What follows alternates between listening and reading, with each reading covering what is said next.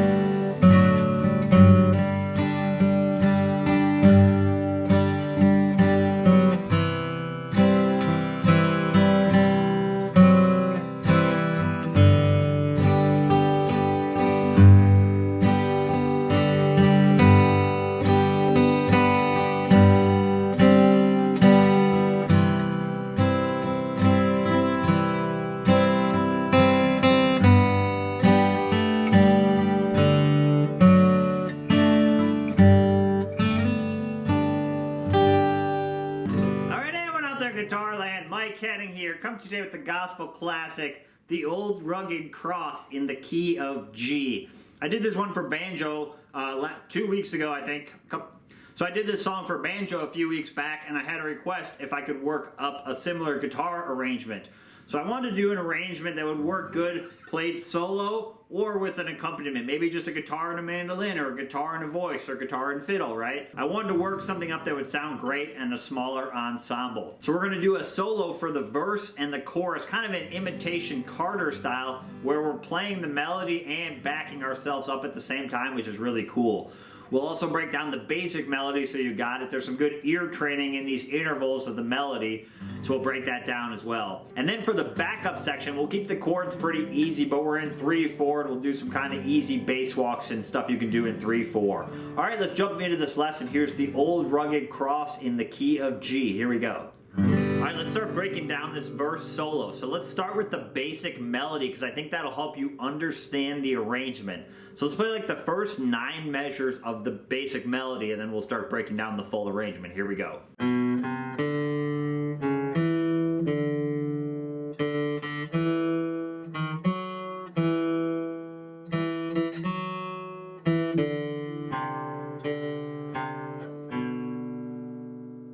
Okay. So first thing we want to do is get the right chord shape to play out of, because this style where we're playing the melody and accompanying ourselves, you want to think out of a chord shape. So we're not thinking in terms of scales as much in this style. We're thinking in terms of chord shapes. So instead of doing your G maybe like this, let's do kind of what I call the folk G, which works better for this style, where we have our pinky of our left hand up on the 3rd fret of the high E string, ring finger, 3rd fret of the low string, and then middle finger, 2nd fret of the 5th string, okay? And what we're going to do in this style is, why we're doing it this way is it's going to allow us to play backwards this way, right? Whereas if we do it this way, it's harder to grab notes back here, right? This G works better when you kind of want to go up the neck. This one works better because now my 1st finger can cover all these 1st frets, my 2nd finger, middle finger, can cover all the 2nd frets, and my ring finger can kind of cover all these 3rd frets, okay? So that's the first thing you want to do, is just get used to playing that chord, okay? And then what we're going to do is, remember, we're in 3/4, so we're counting 1, 2, 3, 1, 2, 3. So we're going to start with a little pickup on the 5th string, and we're going to, again, use our middle finger and 3rd finger, and we're going to play 1, 2, 3, and then the opening melody is.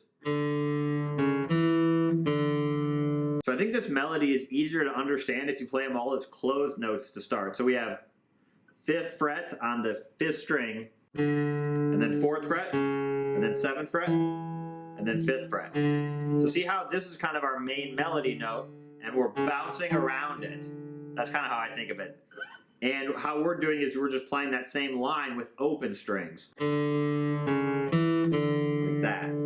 But you can see how that's kind of our melody note, and we're surrounding it. So what we're doing here is we're going to come into it this way. We're going to go.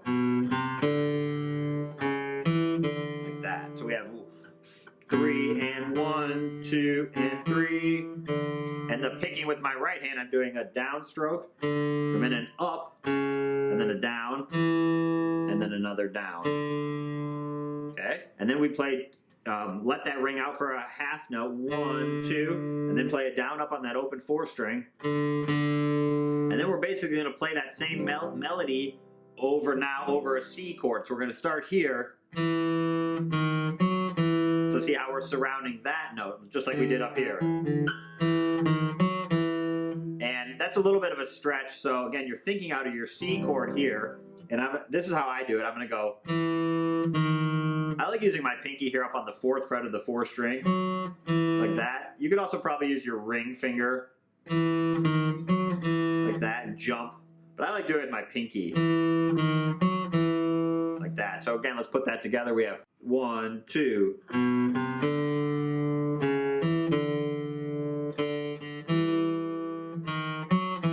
we land there, and then we play another, so that's a half note, and then a down up. So you can see we basically played a melody over the G, and then we played a very similar melody over that C chord. So see if you can connect that in your ear. That's good ear training.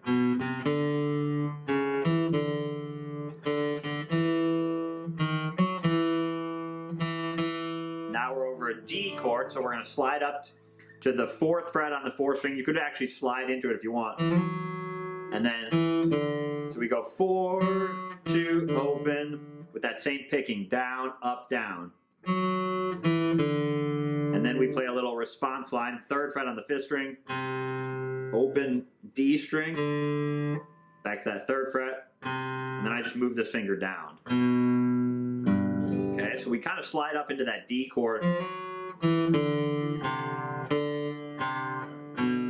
The other thing I do is I kind of let off the pressure. Normally I recommend keeping your fingers down, but when those two notes are kind of ringing out against each other, it kind of clashes a little bit. So what I do is I play this note, the 3rd fret on the 5th string, I kind of let it off, and then I play the open D, and then I go back to it. I just kind of helps it pop out a little bit more, and then I just slide my finger down, like that, back to that 2nd fret, and then we're going to start that melody over. So that D lick is...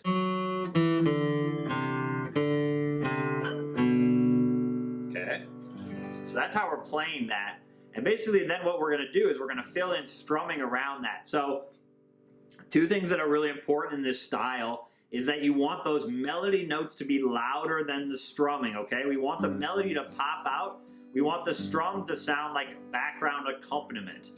The other thing, you'll see the strum indicated in the tab, right? It might look like this from strumming all these top notes, like that for a G, with my pinky on the top. And the thing you want to remember is if you just strum a couple of them, if you strum all of them, it's not the end of the world. So don't get too overly focused on if you strum all of them perfectly.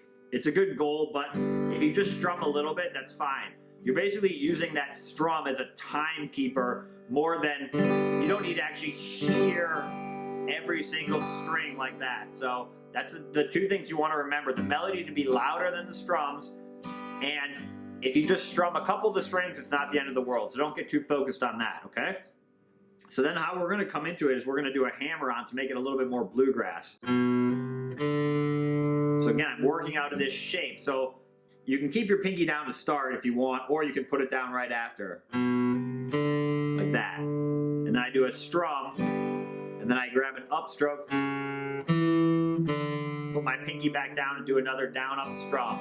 So we're filling that space with strums. The other thing you want to remember is sometimes you'll do just a down, sometimes you'll do a down up strum. It's the same timing either way. So if you do a single down, or you grab the strings on the way back up, it's not the end of the world.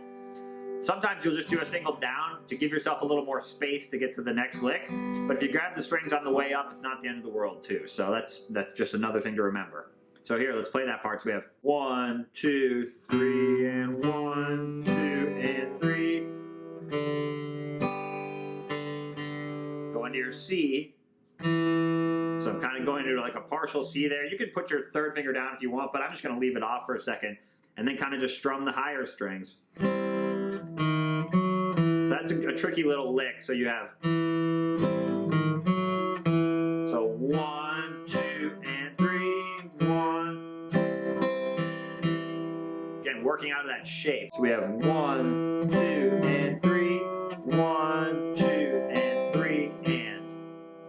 put that together. So we have 1, 2, 3, 1, 2.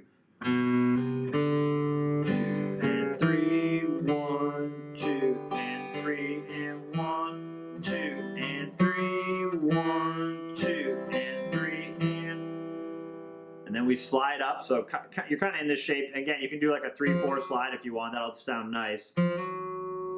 Or you can just kind of take your hand off quick after you play that. And then you're going to go into this kind of 3-finger D chord and do like a little strum. So you have.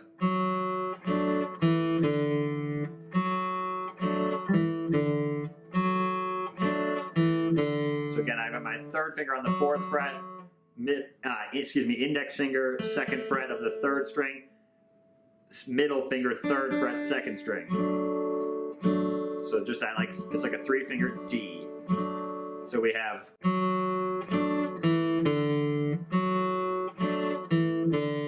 So just adding more harmony there and filling up the rhythm instead of just going. Right? So we're filling those spaces in the melody with strumming to keep the rhythm going behind us.